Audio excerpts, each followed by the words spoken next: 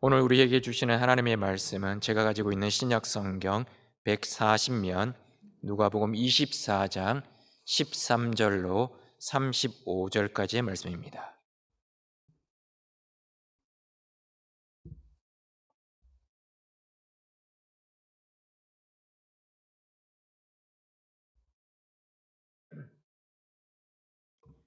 누가복음 24장 13절로부터 35절까지 말씀 교독하시겠습니다. 제가 먼저 13절을 읽겠습니다. 그날에 그들 중 둘이 예루살렘에서 25리 되는 엠마오라 하는 마을로 가면서 그들이 서로 이야기하며 문의할 때에 예수께서 가까이 이르러 그들과 동행하시나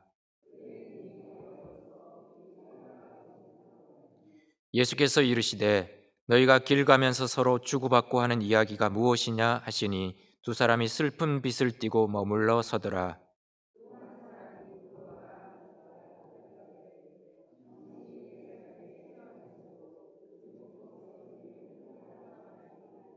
이르시되 무슨 일이냐 이르되 나사렛 예수의 일이니 그는 하나님과 모든 백성 앞에서 말과 일에 능하신 선지자이거늘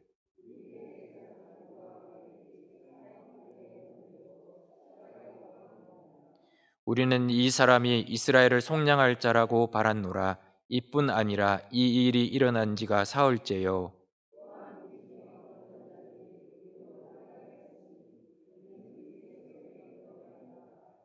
그의 시체는 보지 못하고 와서 그가 살아나셨다 하는 천사들의 나타남을 보았다 함이라.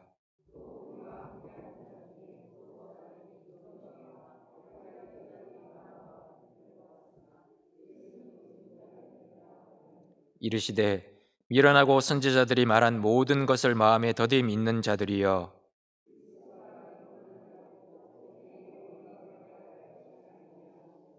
이에 모세와 모든 선지자의 글로 시작하여 모든 성경에 쓴 바 자기에 관한 것을 자세히 설명하시니라.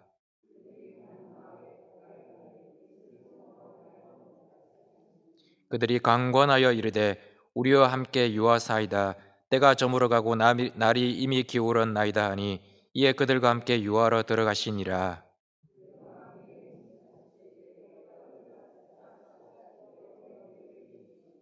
그들의 눈이 밝아져 그인 줄 알아보더니 예수는 그들에게 보이지 아니하시는지라.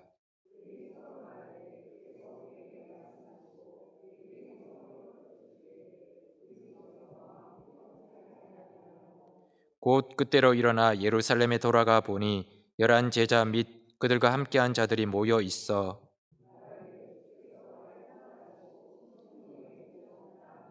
같이 읽겠습니다. 두 사람도 길에서 된 일과 예수께서 떡을 떼심으로 자기들에게 알려주신 것을 말하더라. 아멘. 볼 수 있다는 것이 정말 큰 복이자 은혜입니다. 우리가 감지하는 우리 이렇게 몸으로 들어오는 정보의 약 85%는 눈을 통해서 감지가 됩니다.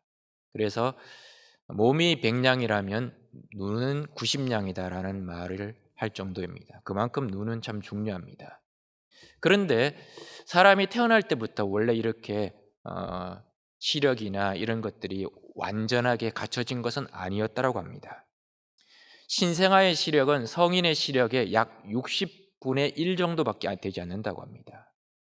그러다가 생후 6개월이 지나면 시력이 조금 발달해서 성인의 시력의 약 5분의 1 정도의 시력을 가질 수 있다고 합니다.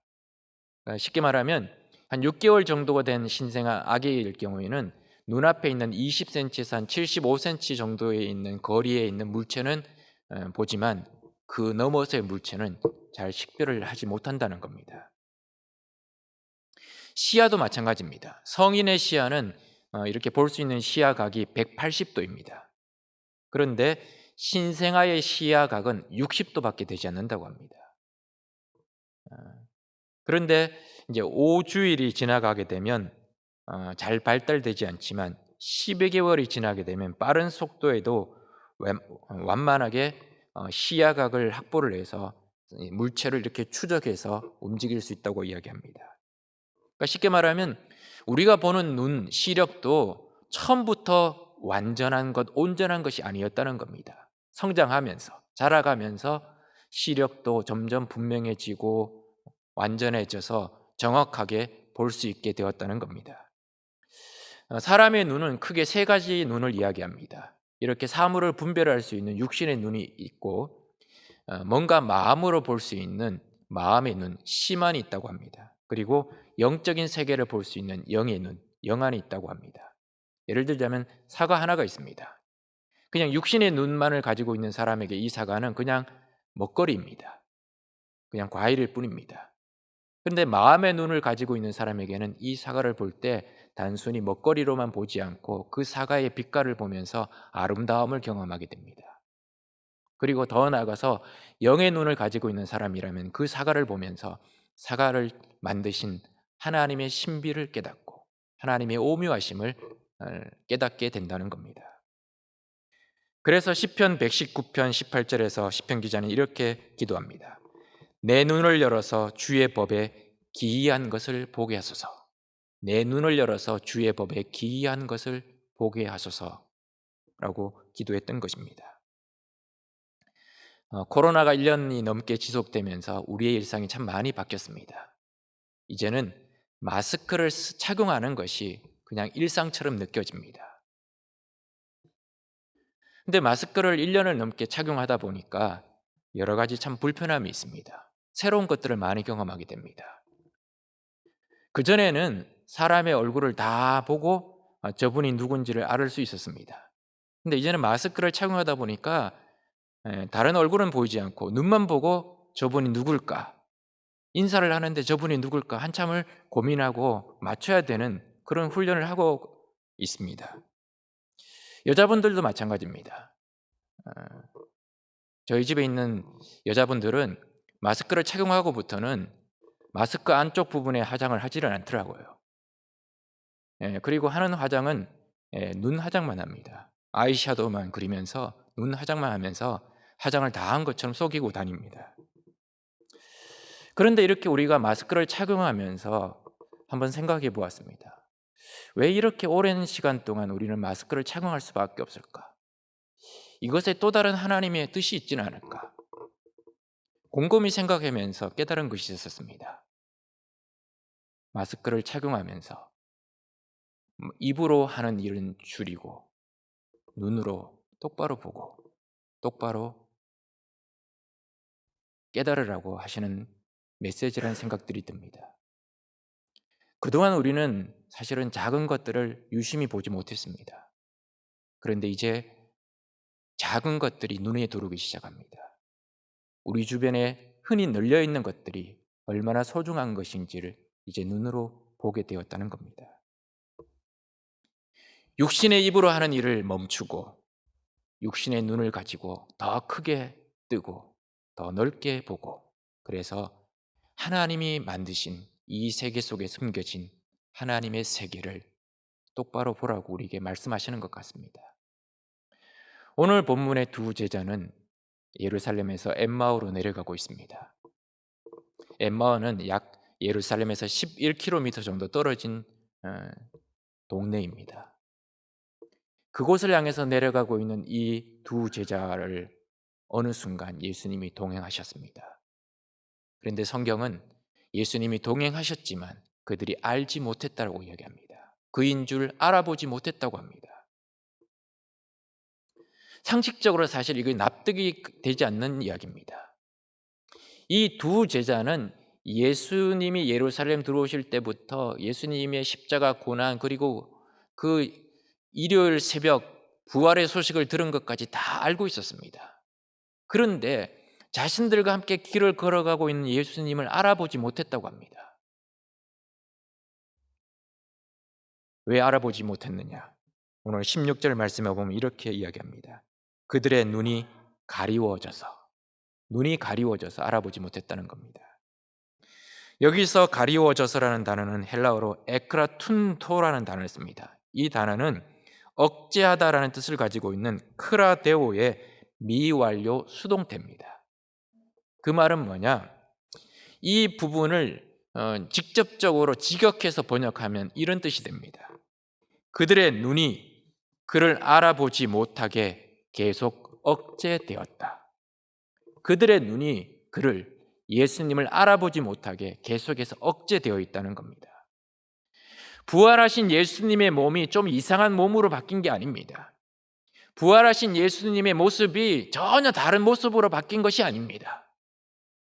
그런데 글로바와 또 한 제자의 영적인 상태가 이상해졌기 때문에 똑같은 예수님인데도, 똑같은 모습으로 그들과 동행하시는데도 알아보지 못했다는 겁니다. 그들 속에 있는 뭔가가 그들을 계속해서 억제하게 만들어서 예수님이 동행하는데도 바로 며칠 전 예수님과 함께 먹고 마셨던데도 불구하고 알아보지 못하게 만들었다는 겁니다. 구약에 보면 발람이라는 선지자가 나옵니다. 이방인이었습니다. 부올의 아들로서 선지자 역할을 하는 사람이었습니다. 그러나 그는 이스라엘의 하나님에 대한 경외심이 있었습니다. 하나님을 두려워하는 마음이 있었습니다. 그래서 모압 왕 발락이 이스라엘을 저주해 달라고 몇 번을 초대했는데도 불구하고 가지 않았습니다. 그런데 마침내 모압 왕 발락이 재물을 제공하자 물질의 눈이 어두워서 길을 나서고 말았습니다.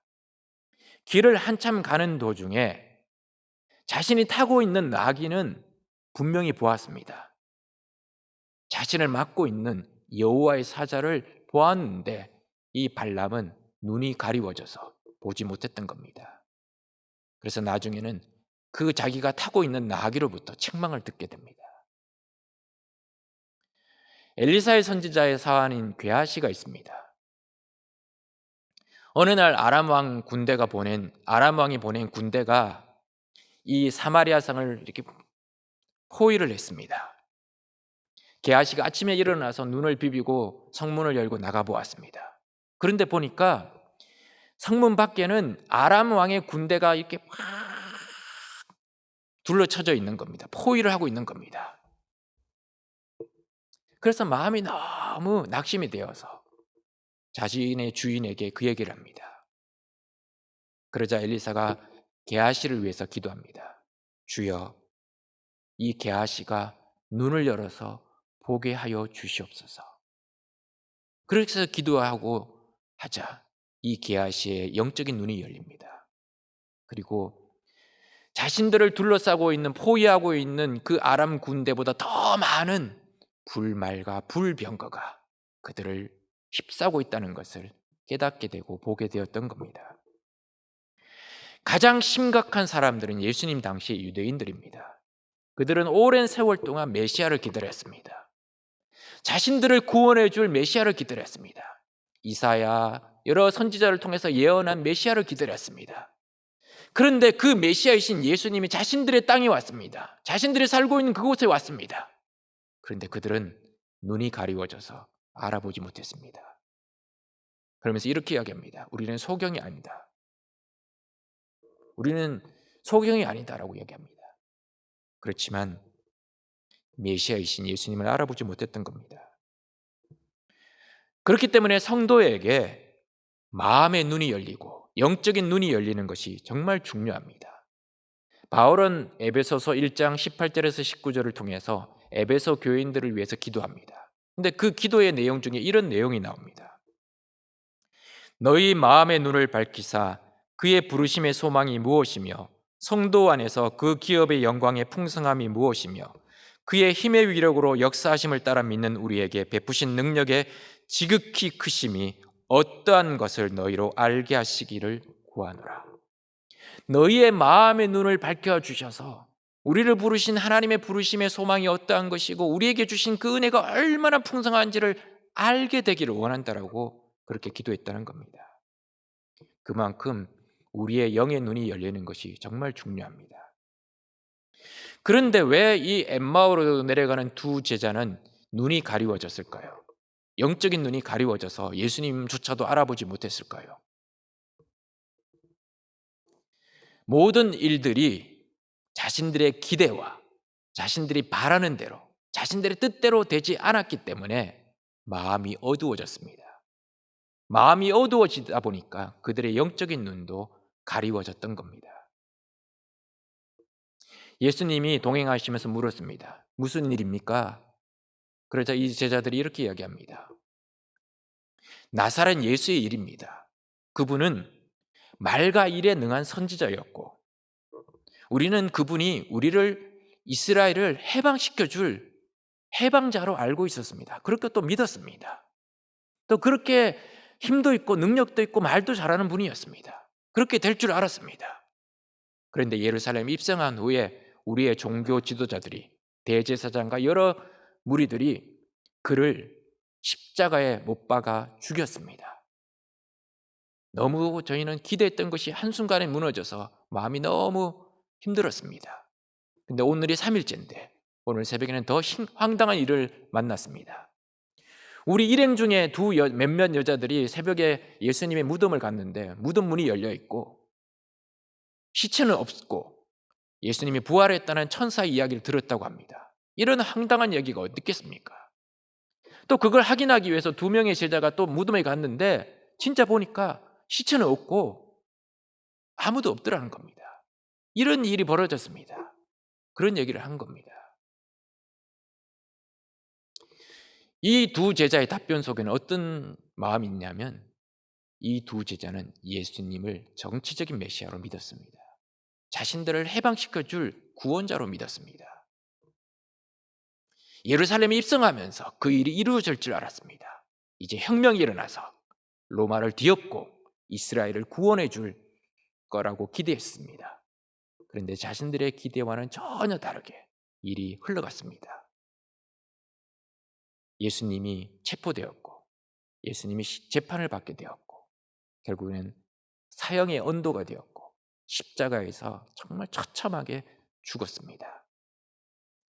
그 모습을 보면서 이 두 제자는 자신들의 기대가 산산이 박살이 났습니다. 자신들의 생각했던 일들이 그대로 되지 않아서 낙심이 되었고 마음이 우울해지게 되었던 겁니다. 그래서 눈이 가리워져서 예수님조차도 알아보지 못하게 되었던 겁니다. 우리는 살면서 언제 많이 낙심하고 절망하느냐? 내가 기대한 대로 되지 않을 때, 내가 생각한 대로 일이 되지 않을 때 낙심하고 절망합니다. 그러면 마음이 어두워져서 눈이 가리워지게 됩니다. 그런데 예수님은 그런 제자들과 동행하셨고 그런 제자들에게 은혜를 주셨습니다. 그들에게 임한 은혜는 어떤 것일까요? 눈이 밝아지는 겁니다. 그들의 눈이 열리는 겁니다. 그리고 깨닫는 겁니다. 자신들과 함께 걸어갔던 분이 예수님이시라는 걸 깨닫는 겁니다. 그리고 그 예수님의 말씀을 들을 때 자신들의 마음속에 뜨거움이 있었다는 걸 깨달았다는 겁니다. 그게 은혜라는 겁니다. 여러분, 은혜란 건 뭔가 큰 일이 생기는 게 아닙니다. 우리의 눈이 밝아지는 겁니다. 우리의 눈이 열리는 겁니다. 그래서 깨달아지는 겁니다. 아, 그렇구나. 아, 그렇구나라는 걸 깨달아지는 것이 그것이 은혜라는 겁니다. 그런데 눈이 열린다고, 눈이 밝아진다고 모두가 은혜는 아닙니다. 영의 눈이 밝아져야 되는데 영의 눈이 밝아지는 것이 아니라 세상을 향한 눈이 밝아지고 육신의 눈이 밝아지면 어떻게 되느냐? 그건 은혜가 아닙니다. 육신의 눈이 밝아지게 되면 아담과 하와처럼 됩니다. 하와가 선악과를 딱 보니까 먹음직하고 보암직하고 지혜롭게 할 만큼 탐스럽게 보였다고 합니다. 그래서 자신도 먹고 자신 곁에 있는 아담에게 주어서 함께 먹었습니다. 그래서 어떻게 됐습니까? 창세기 3장 7절에 보면 이렇게 성경이 기록합니다. 이에 그들의 눈이 밝아져 자기들이 벌거벗은 줄을 알고 무화과 나무 잎을 엮어 치마로 삼았더라. 그들의 눈이 밝아졌습니다. 어떻게 됐을까요? 자신들이 벌거벗은 걸 알게 되었습니다. 그리고 무화과 나무 잎으로 치마를 만들어서 가렸습니다.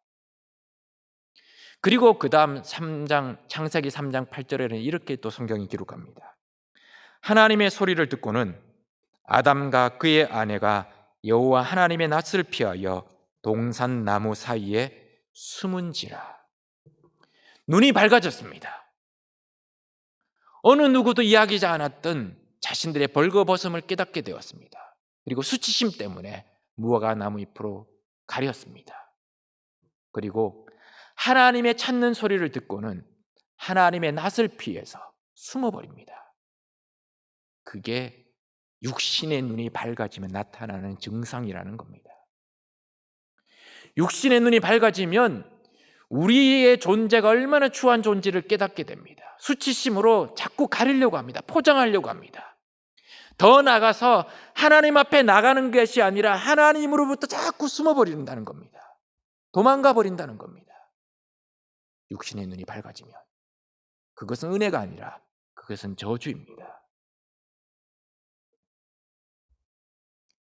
오늘 성경에 31절에 보면 그들의 눈이 밝아져라고 합니다. 예수님과 함께 식사를 하다가 예수님이 떡을 떼어 주실 때 그들의 눈이 밝아집니다. 여기서 밝아져라는 단어는 헬라어로 디에노익테산이라는 단어를 씁니다. 이것은 열다라는 뜻을 가지고 있는 디아노이고의 부정과거 수동태입니다. 부정과거 수동태라는 얘기는 뭐냐면 누군가에 의해서 눈이 밝아졌다는 겁니다. 내가 노력을 열심히 해서, 내가 약을 먹어서, 내가 안구 운동을 해서 눈이 밝아진 것이 아니라, 눈이 열린 것이 아니라 누군가에 의해서 내 눈이 열려졌고 밝아졌다는 겁니다. 제자들의 눈이 열린 것은 자신들의 노력이나 의지에 의한 것이 아니었습니다. 하나님의 능력에 의한 것이었습니다. 예수님이 3시간 동안 제자들과 동행하시면서 차근차근 설명해 주셨습니다. 예수님이 고난 받으셔야 될 것, 그리고 그 고난을 통해서 영광 받으시는 것, 그것을 구약 성경의 모세의 글과 선지자의 글과 구약 성경에 차근차근 인용하면서 여기 이렇게 기록되지 않았느냐, 이런 일이 있었다, 여기 이렇게 기록되지 않았느냐, 또 이런 일이 있지 않았느냐 하고 하면서 차근차근 설명해 주셨습니다. 그리고 난 다음에 31절에 가서요, 그들의 눈이 밝아져 그인 줄 알아보더니라고 성경이 기록합니다. 그렇게 차근차근 예수님에 관해서 설명해 주실 때 그때는 몰랐지만 그것이 차근차근 누적되고 쌓이고 쌓여서 어느 순간 그들의 눈이 밝아지게 되었고 열리게 되었던 것입니다. 그리고 난 후 그들은 32절에서 이렇게 고백합니다. 길에서 우리에게 말씀하시고 우리에게 성경을 풀어주실 때에 우리 속에서 마음이 뜨겁지 아니하더냐. 다른 번역본에 보면 우리 속에서 마음이 불타오르지 않았더냐라고 기록을 하고 있습니다. 눈이 열리자 자신들의 마음 속에 감동이 있었다는 것, 마음이 뜨거워졌다는 것, 마음이 반응하고 있었다는 것, 영혼이 하나님을 향해서 열려있다는 것을 깨닫게 되었다는 겁니다. 그러나 그 이전까지는 그것을 몰랐습니다. 한 노인이 자신의 집 앞에 이렇게 발코니에 흔들 의자에 앉아서 이렇게 결심을 했다고 합니다. 내 눈으로 하나님을 목격하기 전에는 절대로 이 자리를 떠나지 않겠다라고 결심했다고 합니다. 매일같이 아침 먹고 발코니에 있는 흔들 의자에 나와서 밖을 보면서 오늘은 꼭 하나님이 계시다는 것을 목격해야지 라고 결심했다고 합니다. 어느 화창한 봄날에도 여전히 다른 날과 마찬가지로 그렇게 발코니에 나와서 흔들 의자에 앉아 있었습니다. 그날은 유독 그 집 건너편에 있는 마당에서 놀고 있는 한 소녀 아이가 눈에 띄었습니다. 공을 가지고 놀고 있던 그 소녀 아이가 그만 공을 놓쳤고 그 공은 이 노인의 집 마당으로 들어왔습니다. 공을 주스러 온 아이가 공을 줍고는 돌아가다가 할아버지를 보고는 할아버지에게 물었습니다. 할아버지, 날마다 흔들 의자에 나와 앉아 계시면서 사방을 두리번거리시는데 도대체 무엇을 찾고 계시는 거예요? 라고 물었습니다. 그러자 이 노인은 처음에는 좀 귀찮은 듯이 대답을 하지 않으려고 했습니다. 그러다가 이 소녀가 계속해서 물어보니까 어쩔 수 없이 마지못해서 이렇게 대답을 했습니다. 나는 지금 하나님을 찾고 있단다. 그 소녀는 깜짝 놀라서 다시 물었습니다.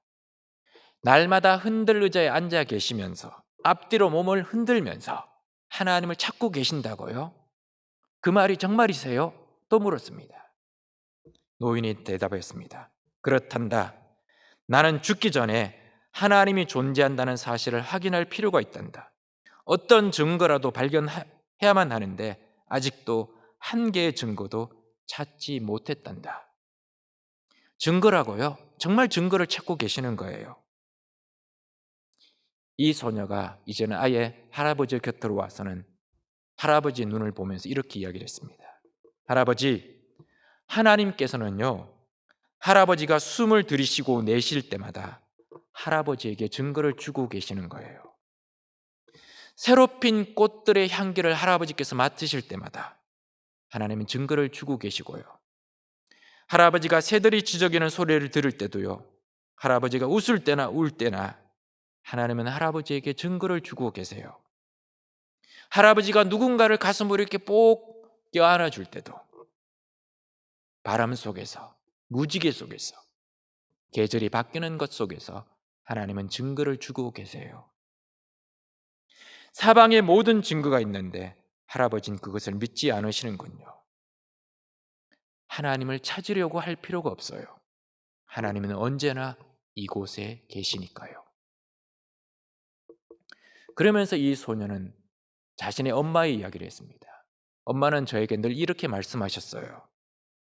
리찌야, 네가 만일 어떤 거창한 것을 찾으려고 한다면 넌 이미 눈을 감은 거나 마찬가지다.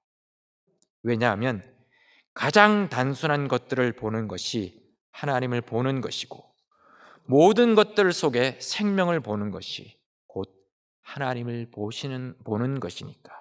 그렇게 엄마가 말씀하셨어요. 할아버지, 그것은 머리에서 나오는 게 아니에요. 그것은 가슴에서 나오는 거예요.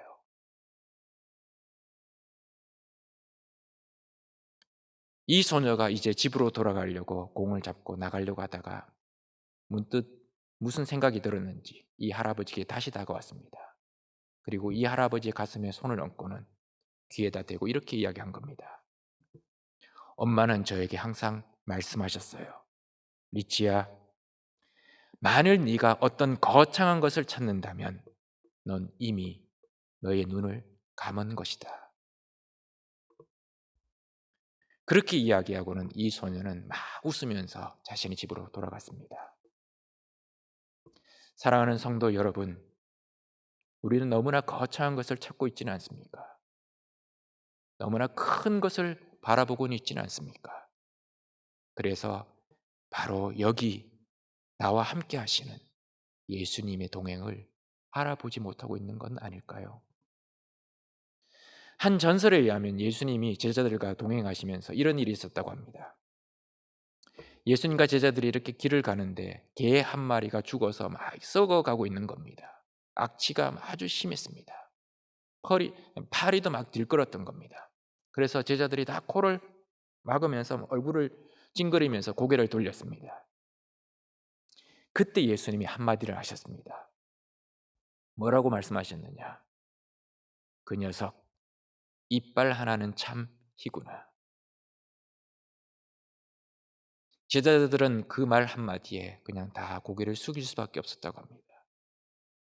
다른 모든 사람들은 썩어나가는 그 강아지를, 개 한 마리를 보면서 고개를 돌리고 외면했지만 예수님은 그 썩어나가는 정말 문드러져가는 그 개의 시체를 보면서도 그 속에 아름다운 이빨을 보셨던 겁니다. 그것이 부활하신 예수님의 눈이자 영적인 눈이 열린 사람의 시각입니다. 절망 속에서 희망의 불꽃을 발견할 수 있는 사람, 낙심 중에도 일어설 수 있는 용기를 발견할 수 있는 사람, 다 무너졌다고 생각하는 그 순간 파란 하늘을 올려볼 수 있는 그 사람, 바로 그 사람이 영의 눈을 가진 사람, 영의 눈이 열린 사람, 영의 눈이 밝아진 사람입니다. 차기한 시인이라는 분이 쓴 눈을 뜨기만 하면이라는 시가 있습니다. 이 시에서 그는 이렇게 이야기합니다. 노을 앞에 서봤니 얼마만큼 사랑받느니 보다 얼마만큼 사랑하느냐가 중요한 거야. 초 앞에 앉아봐. 타오르지 못하면 제 몫을 못하는 초처럼 사랑하지 않으면 제 몫을 못하고 꺼져버려. 우리 모두는 바다를 보렴. 누굴 용서할 수 없을 때, 아무도 사랑할 수 없고 혼자가 되었다고 생각될 때 바다를 보렴. 빗속을 걸어보렴. 울음을 참을 수 없고 보일 수 없다면 그 속에서 울어버리고 보여주지 마. 아무에게도. 웃어. 세상엔 아름다운 것들이 참 많아. 우리가 눈을 뜨기만 하면, 우리가 눈을 뜨기만 하면. 사랑하는 성도 여러분, 세상에는 정말 아름다운 곳이 많이 있습니다. 우리가 눈을 뜨기만 하면, 우리의 영의 눈이 뜨기만 하면 지금 여기서 나와 동행하시는 부활의 예수님을 알아보게 됩니다. 또한 주님이 주신 은혜가 얼마나 많은지를 보게 되고 깨닫게 되고 알게 됩니다. 우리 주변에 널린 것이 은혜란 것을 알게 됩니다. 그렇지만 영의 눈이 감겨 있으면 아무리 예수님이 오셔서 내게 말씀해도 큰 소리로 이야기해도 들을 수 없게 되고 알아볼 수 없게 되는 것입니다. 코로나가 1년 넘게 지속되면서 우리의 삶이 참 많이 무너져 가고 있습니다. 그러나 이럴 때일수록 우리의 영의 눈이 밝아져서 그전에 깨닫지 못했던, 발견하지 못했던, 알아보지 못했던 주님의 은혜를 발견하는 우리 모두가 되어야 될 줄 믿습니다. 기도하시겠습니다. 하늘에 계신 우리 아버지여, 이름이 거룩히 여김을 받으시오며 나라의 임하옵시며 뜻이 하늘에서 이루어진 것 같이 땅에서도 이루어지이다. 오늘날 우리에게 일용할 양식을 주옵시고 우리가 우리에게 죄 지은 자를 사하여 준 것 같이 우리 죄를 사하여 주옵시고 우리를 시험에 들게 하지 마옵시고 다만 악에서 구하옵소서. 대개 나라와 권세와 영광이 아버지께 영원히 있사옵나이다. 아멘.